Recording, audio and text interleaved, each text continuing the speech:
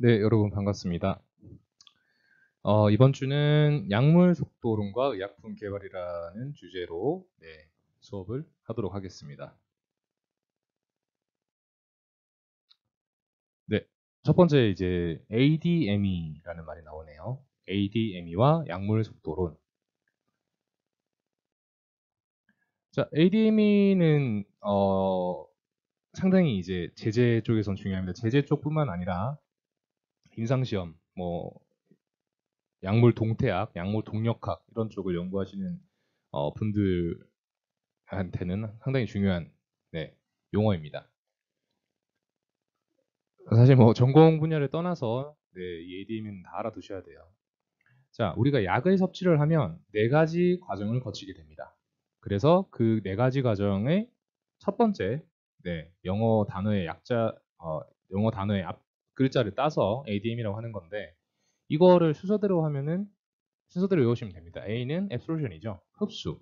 자, 약을 먹고 흡수를 합니다. 그리고 D는 뭘까요? D는 distribution. 분포를 하겠죠? 그리고 나서 M, metabolism. 대사를 합니다. 그리고 마지막으로 E, excretion. 배설이 되게 됩니다.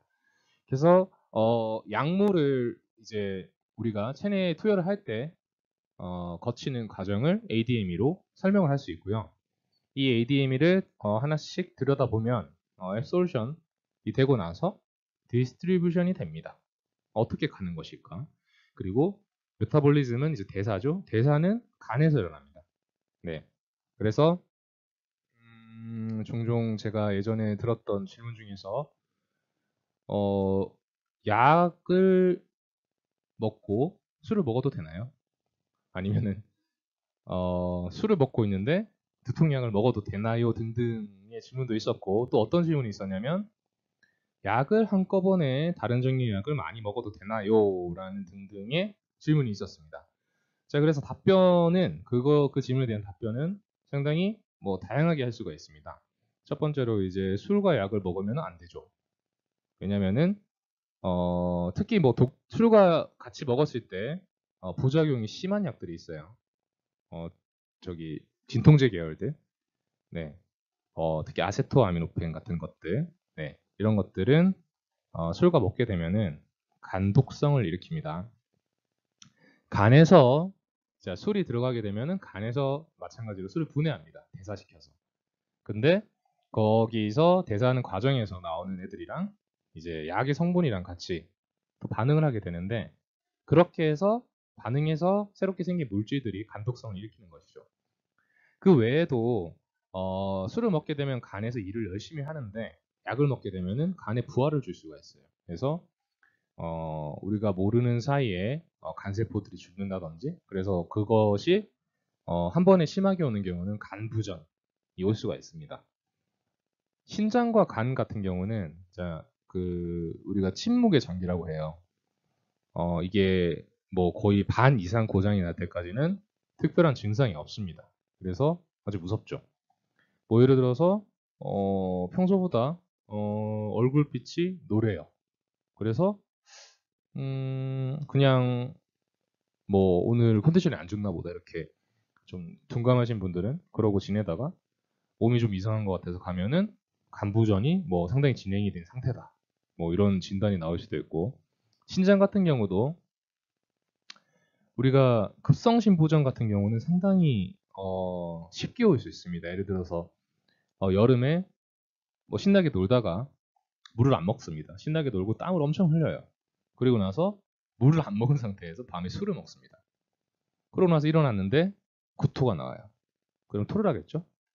그러면 우리 몸에 남아있는 수분의 양이 상당히 줄어들면서 신장에서 혈액을 이렇게 걸러내야 되는데 그 혈액이 끈적끈적해지게 돼요.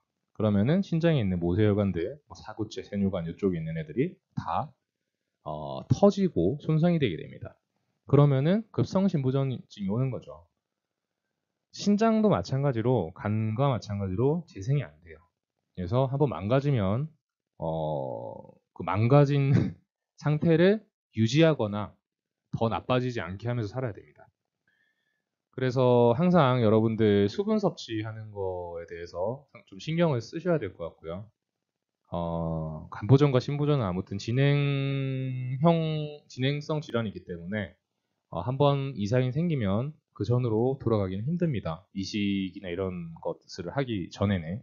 그래서 항상 여러분들도 건강 관리를 잘 하시고 뭐 이제 음주 습관 같은 것도 잘 생각을 해서 내가 뭐 술을 먹을 때 뭐 물을 자주 먹는지 이런 것도 체크를 해보세요. 네. 네, 그래서 대사가 간에서 일어나고 배설이 되죠. 네, 신장, 대장을 거치면서. 그래서 이 과정을 통틀어서 ADM이라고 합니다. 뭐 아드메라고 말하시는 분들도 많이 있어요. 이 약학 쪽에서는. 그래서 혹시 나중에 뭐 취업을 했다, 아니면 학위 과정 중에 뭐 교수님이나 이제 선임분들이 아드메라고 하면은 ADM이구나라고 생각하시면 돼요.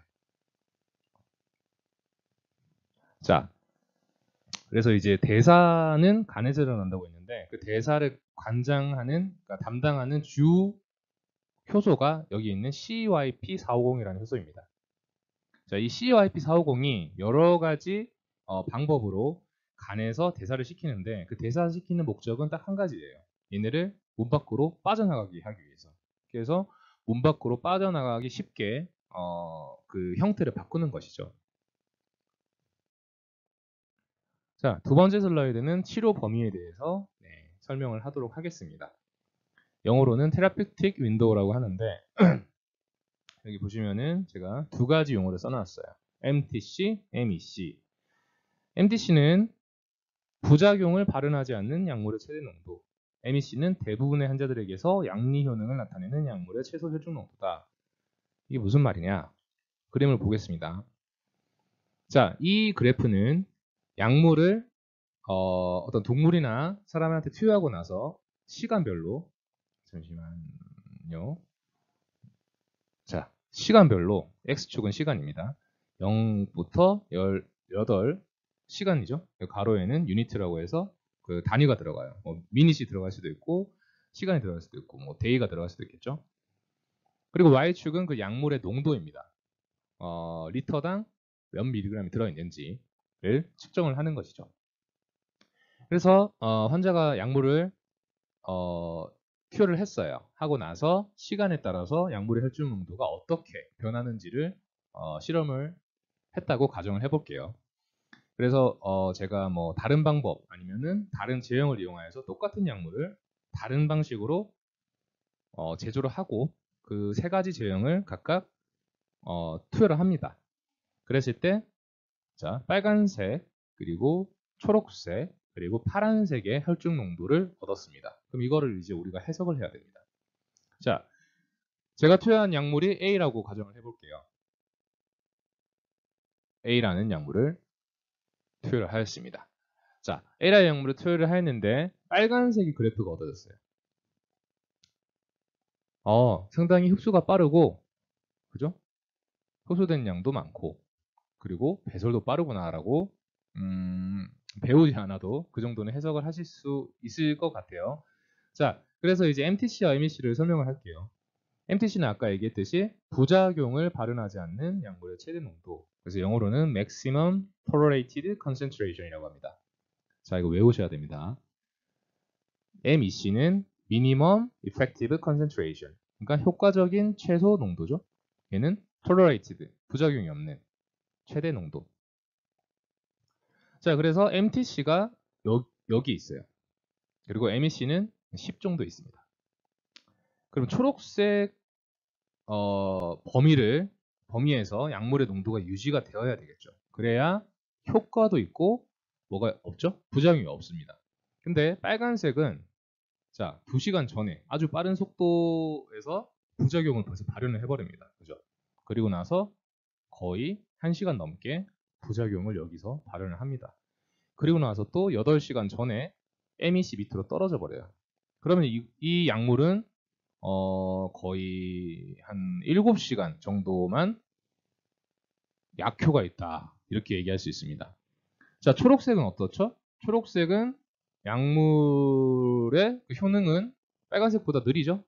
효능이 발현되는 시간이. 그런데 효능이 더 길게 발현이 됩니다. 빨간색보다. 그리고 부작용도 없어요. 파란색은 어떻게 설명할 수 있을까요?